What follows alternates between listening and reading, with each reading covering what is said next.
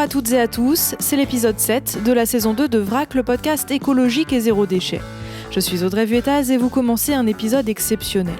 Exceptionnel parce qu'il est réalisé en pleine période de confinement, mais aussi parce que c'est un épisode à plusieurs voix.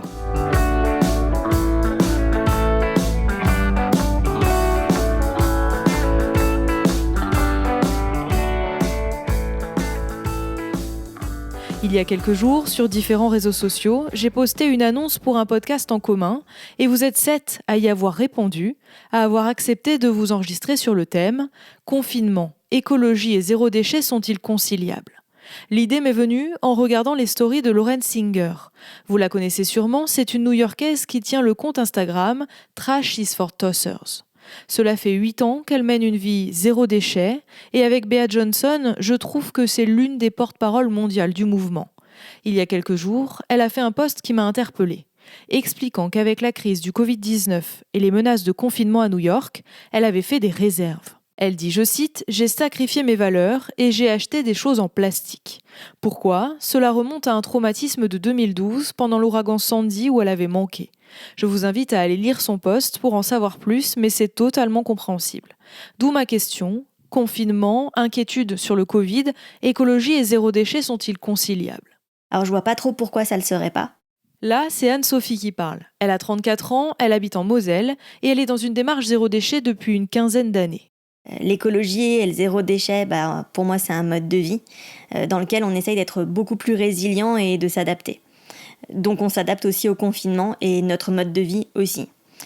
Quand on a un problème, pour moi, j'essaie toujours de le résoudre de la même façon, qu'on soit dans le confinement ou pas, c'est-à-dire trouver une solution qui aura le moins d'impact possible sur l'environnement et donc qui sera respectueuse de nos valeurs. Bien sûr, il faut prendre des précautions et bien sûr, il faut appliquer les gestes barrières, mais je crois pas que la solution universelle, elle soit dans le jetable. Parce qu'on a vu plein de solutions durables en fait se mettre en place au fil des derniers jours, bien sûr avec certaines limites pour certaines activités, mais voilà, on a vu ces initiatives qui ont su remplacer le jetable. Est-ce que le confinement, il fait du bien à la planète ? Oui, ça c'est certain. De là à dire est-ce que c'est écologique, je sais pas. Moi, je crois qu'il faut pas oublier qu'aujourd'hui, si on a le confinement, en fait, c'est une conséquence directe du peu de considération que notre société, elle accorde justement à l'environnement et à l'écologie, que ce soit en termes d'action publique ou d'action collective. Et j'espère qu'on saura tirer les leçons pour ne pas retourner tête baissée dans le modèle qui nous a conduit à cette situation, en fait. Pour les courses, je dirais non. Là, c'est Inès de The Cactus Adventure que vous avez déjà entendu dans un épisode précédent, le 2.3, si vous voulez le réécouter. Les commerces de proximité, en tout cas de mon quartier, sont pas forcément très présents au niveau zéro déchet, vrac, etc. Donc c'est un peu plus compliqué de faire les courses. Par contre, ce qui est génial, c'est que on n'utilise plus la voiture. Donc ce qui fait qu'on a beaucoup moins d'émissions de CO2, enfin en tout cas pour nous en tant que grands consommateurs de carburant pour se déplacer en banlieue, on en utilise beaucoup moins. On a vraiment beaucoup de temps pour trouver plein d'alternatives à nos modes de consommation habituels. Place maintenant à Marine, qui s'est lancée depuis peu dans le zéro déchet avec son copain. Et donc pour elle, le confinement est idéal pour... Justement benchmarker les sites internet qui pourraient livrer en zéro déchet comme l'intendance, pour trouver des recettes pour faire soi-même donc les produits ménagers, pour faire soi-même du pain ou du yaourt et pour éviter justement les emballages inutiles. Voilà, c'est le moment aussi de lire plein de livres sur l'écologie, sur la manière dont sont triés les déchets. C'est le moment de mettre des bouteilles d'eau remplies dans le bac des toilettes pour consommer moins d'eau. Quand le confinement s'annonçait, j'ai commencé à acheter en plus grande quantité tout ce qui était légumineuses, riz, pâtes, etc. là où j'en achète d'habitude. Là, c'est Laure. Elle habite en Inde, dans la communauté Auroville. Et pour tout ce qui est fruits et légumes, pour éviter mes déplacements, j'ai décidé de souscrire à un panier bio d'une ferme qui est juste à côté de chez moi. Donc du coup, je peux y aller une fois par semaine le chercher en vélo. Je pense que c'est à maximum 1 kilomètre d'ici. Et puis ce que je fais aussi, moi, c'est que j'ai appris à ramasser et accueillir les plants comestibles et les fleurs comestibles. Donc tous les endroits près de chez moi où je sais qu'il y en a, je vais en chercher. Donc ça m'évite d'aller acheter et d'aller en magasin, d'être en contact avec d'autres gens. On a remarqué qu'il y avait beaucoup moins de pollution, etc., vu que tout le monde réduit ses déplacements et reste chez soi. Donc ça, c'est plutôt un très bon point, je trouve. Zoé, 18 ans, elle vit encore chez ses parents et tente de convertir sa famille au zéro déchet. Après, il y a des choses qui restent un peu compliquées. Par exemple, il y a beaucoup de magasins zéro déchet ou spécialisés dans les savons, les cosmétiques, enfin plein de choses comme ça, qui ont dû fermer parce que on laisse que les supermarchés et les choses de première nécessité ouvertes, alors que bon, en soi, c'est aussi des choses de première nécessité, mais voilà, ils ont été fermés, donc c'est vrai que c'est un peu compliqué. Par exemple, si on n'a plus de savon, etc., on va être obligé d'acheter des gels douche ou des choses comme ça, pas forcément top, quoi. Donc c'est un peu dommage, ça. Si je prends mon cas personnel, je n'ai pas de magasin vrac à moins d'1,5 km de chez moi. Éléonore, 21 ans, elle est parisienne et elle a commencé une démarche zéro déchet il y a peu. Moi qui voulais commencer ma transition des supermarchés vers le vrac, donc je suis complètement bloquée, je suis obligée encore de vivre une vie beaucoup de déchets et non pas zéro déchet, car malheureusement c'est illégal pour moi en fait d'aller dans le 18e arrondissement ou dans le 11e arrondissement faire mes courses. Moi ce qui m'impacte en fait c'est la fermeture des marchés.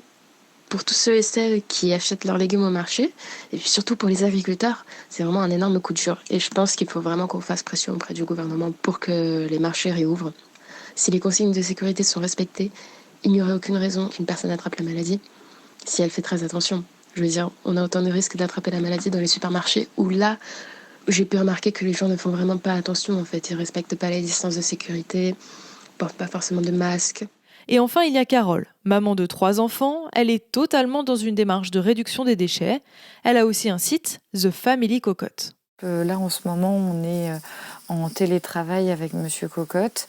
Les enfants sont H24, 7 jours sur 7 avec nous. Donc, on est vraiment une famille de 5 personnes à la maison. Et je ne cache pas qu'on a quand même une poubelle dans notre cuisine, mais qu'on ne la sort que très très rarement. D'ailleurs, il me semble que depuis le début du confinement, on ne l'a pas encore sortie. Donc c'est pour dire que c'est vraiment conciliable. Ce que j'adore dans ces témoignages, c'est que les expériences sont totalement différentes. Un petit point commun quand même, les courses zéro déchet sont plus difficiles en période de confinement, vous allez l'entendre. C'est un avis que je partage. Pour ma part, il n'y a plus aucun magasin vrac ouvert à proximité de chez moi, à part peut-être Naturalia. Je sais que j'avais trouvé un dentifrice que j'aimais bien, mais que je le trouve pas là où j'habite, donc je dois le commander. Et je sais que là, je vais pas le commander parce que je vais mettre des gens en danger pour rien, alors que je peux m'acheter un dentifrice en tube, etc. Donc c'est clairement pas zéro déchet, mais voilà. Enfin, le problème en fait, c'est que là, dans cette période, on est obligé de faire des compromis, des choses comme ça. On n'a plus accès à autant de choses qu'avant, quoi. Parce que même la livraison, c'est pas sympa pour les livreurs, etc. Ça les met en danger aussi, donc bon. Donc ce serait ça mes échecs sur certaines choses qu'on peut plus se procurer facilement, etc. Mes difficultés dans le zéro déchet pendant ce confinement, ça va vraiment être au niveau de l'alimentaire. Donc les supermarchés où on ne trouve pas de produits français, les marchés qui ont fermé, les magasins vrac où on n'a pas le droit d'aller puisqu'ils sont trop loin. Ça, c'est vraiment des choses qui sont assez pesantes en fait. Ils sont coupables de produire énormément de déchets alors que je m'étais fait la promesse en 2020 de ne plus le faire. On mange ce qu'il y a dans les supermarchés et c'est vrai qu'il y a beaucoup d'emballages et que malheureusement il faut faire avec. Donc c'est une période un peu où on n'est pas libre de nos mouvements, donc on essaie de sortir le moins possible. Donc on passe par des solutions alternatives, donc qui sont le drive, des courses dans les grands magasins parce que c'est là où on va croiser le moins de personnes. Ou en tout cas au mètre carré il y en aura beaucoup moins que dans une petite boutique.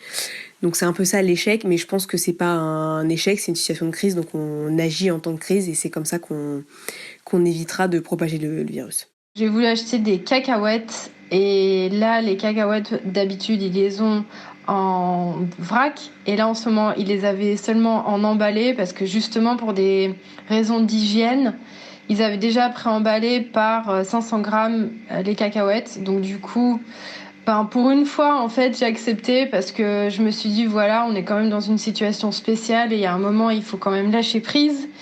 Ce que je fais pas d'habitude ou extrêmement peu.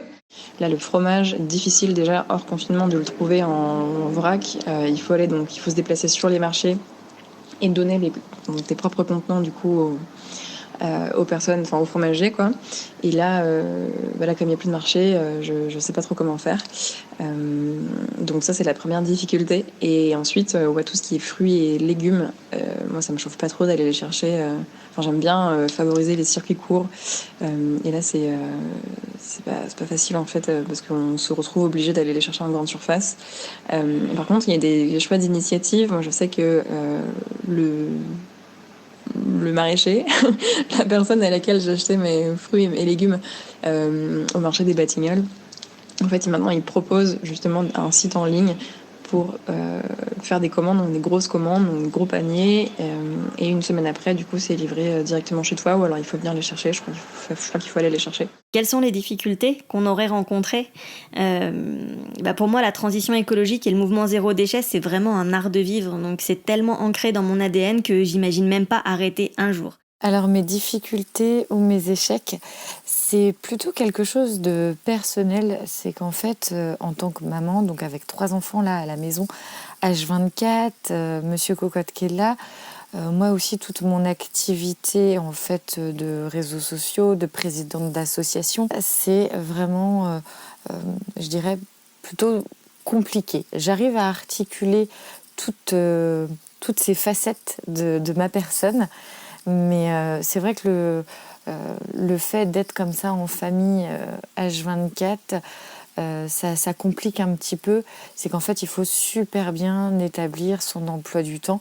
D'ailleurs, si j'ai une astuce à vous donner, c'est faites-vous un emploi du temps sur un agenda et pas le côté to-do list qui est assez traître. Parce qu'une to-do list, en fait, ne prend pas le terme du temps. Et ça, c'est vraiment quelque chose de trompeur parce que sa to-do list, on y va, on en met plein, on met vraiment beaucoup de choses à faire et finalement, on n'arrive jamais à finir cette liste. Voilà pour les contraintes, les petits échecs temporaires, mais il y a aussi beaucoup de réussites dans les témoignages que j'ai récoltés. Et pour la suite, je vous conseille de prendre de quoi noter car il y a des tonnes d'idées et de conseils de confinement. J'ai cousu du coup un pochon avec la demi-jambe d'un ancien jean et j'ai réutilisé un fil qu'on m'avait donné un jour pour fermer un paquet et donc j'en ai fait un pochon et qui me servira pour acheter tout ce qui est vrac, pour mettre mes baguettes, tout ça.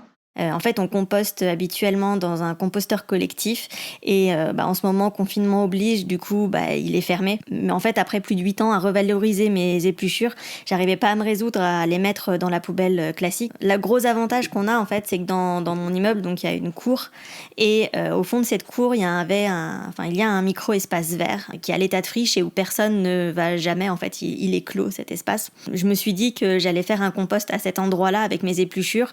Bien sûr, rien qui pourrait attirer des rongeurs ou autres en fait, mais de façon temporaire, ce qui me permettrait en fait de revaloriser tout ça et à la fin du confinement en fait de transférer ce compost dans un vrai bac à compost. Mes voisins qui d'habitude ne compostaient pas du tout en fait commencent à déposer aussi leurs épluchures sur mon compost temporaire.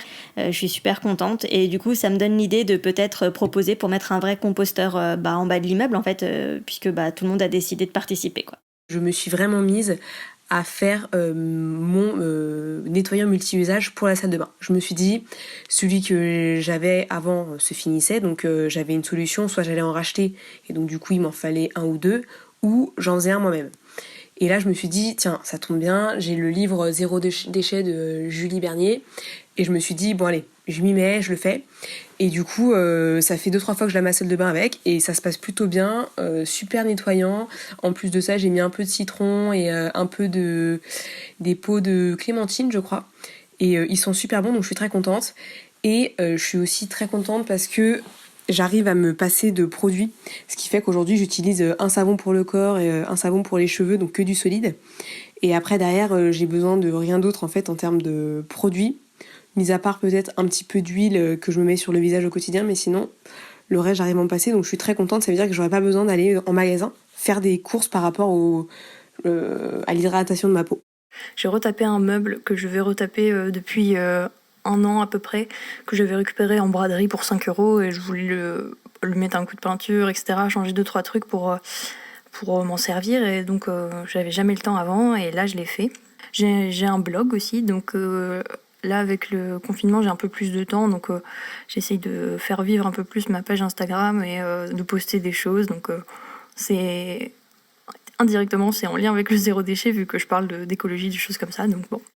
Comme j'ai énormément de temps, j'ai pu tester beaucoup de choses en fait. J'ai pu tester plein de recettes faites maison, des choses que j'aurais pas forcément eu le temps de faire avec le travail, les études. Donc je suis quand même plutôt satisfaite en fait d'avoir eu du temps pour moi et aussi avoir eu du temps pour faire ma transition. J'ai très peu lu de livres, mais j'ai surtout suivi des Instagrammeurs sur le zéro déchet, l'écologie, dont par exemple Girl Go Green, dont tu as fait un podcast là il n'y a pas longtemps. Aussi Louise Atti, qui est une maman zéro déchet. Voilà, donc il y en a plein. Ensuite, je peux conseiller aussi de regarder des documentaires, écouter des podcasts sur Imago TV, qui est une plateforme type Netflix, mais pour tout ce qui est transition écologique. Je cherche aussi beaucoup sur Google, ou plutôt Lilo, parce que je n'utilise plus Google. Lilo, c'est une plateforme qui investit l'argent dans des projets écologiques et sociaux. J'utilise aussi des applis comme Save It et Étiquetable pour réduire tout ce qui est déchets organiques. Ma plus belle réussite zéro déchet, je dirais, c'est les activités proposées aux enfants.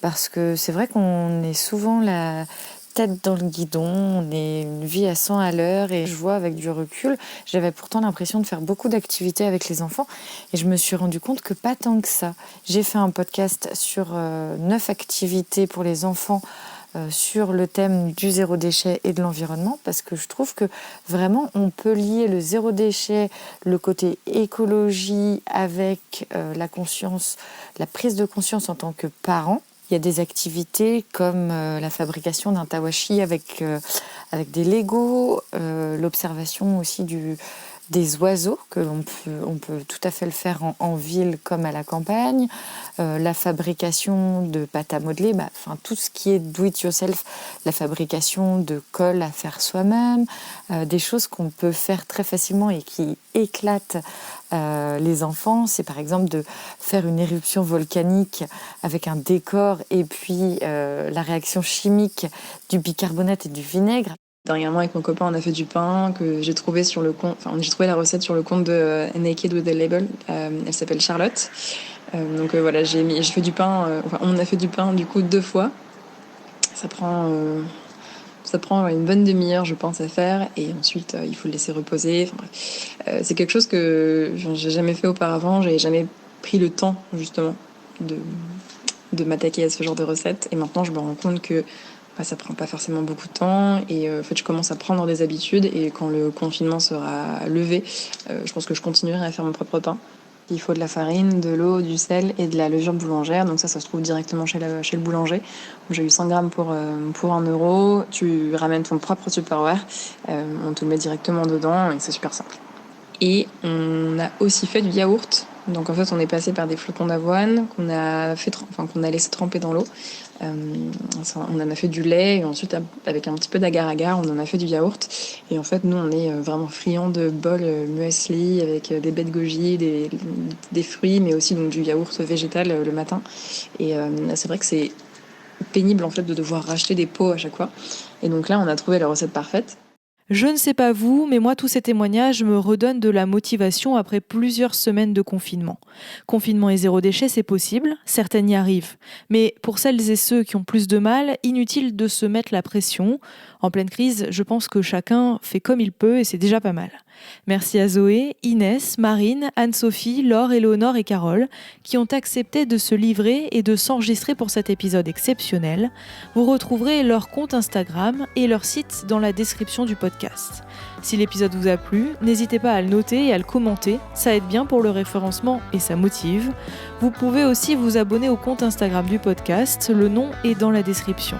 Enfin, sachez que tous ces épisodes sont maintenant disponibles sur YouTube. Allez, je vous dis à très vite pour un prochain épisode de VRAC.